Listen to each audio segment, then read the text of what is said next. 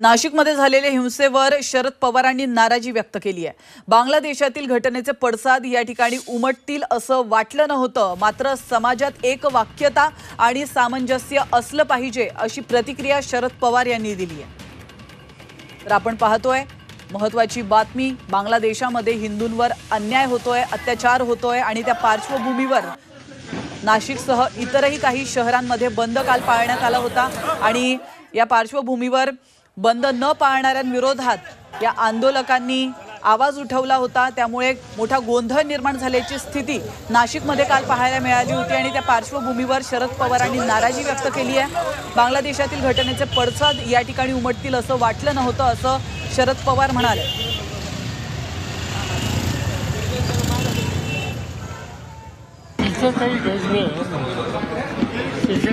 महाराष्ट्रात होती असं कधी वाटलं नव्हतं। त्याचं मी खोलात जाऊ इच्छित नाही,